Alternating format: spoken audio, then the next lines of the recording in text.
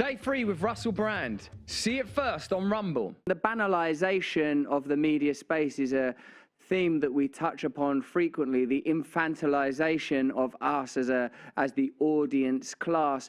Even with the current escalation of tensions between the USA and China through the sanctions around semiconductors, and of course the rather more visually stimulating and sensational story that accompanies the balloon and indeed the shooting down of the balloon. Can I tell you about the balloons? Can I tell you a little bit about the balloons? Yeah. I asked somebody about it. I have friends, and I said, well, what's going on with the balloons? Of course, they've been there forever.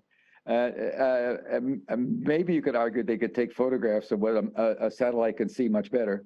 But basically, the last wave, the unnamed car-like with an American press so full of it, it turns out there's the federal government has a contract with the meteorology department or whatever it is, weather department at the University of Alaska in Fairbanks, and that is one cold place. It's way up there. Also, most of the classes are underground. You go underground to classes. I've spoken there. I know about this firsthand. And over the Arctic Circle everybody flies the polar route from Asia to America, and there's no weather station there. So the university has these little vehicles that goes and reports.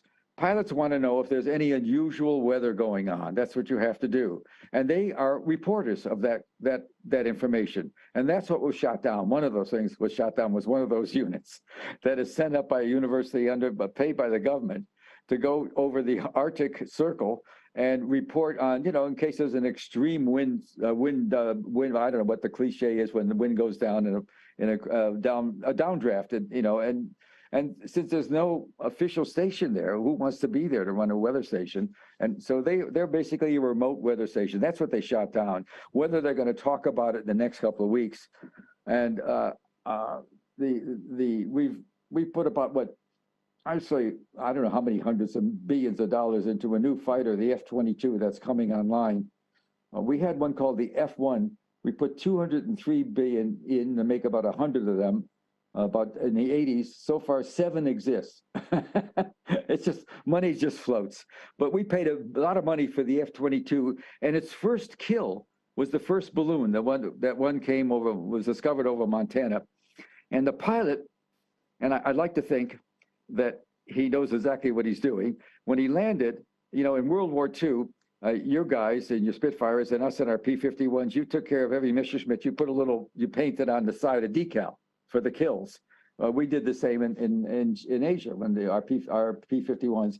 So the pilot of this F-22, getting the first kill of this plane, painted a balloon on the side of his fuselage. I'd love to think he was joking. I don't know that. I know he did it. I don't know what was in the state of mind.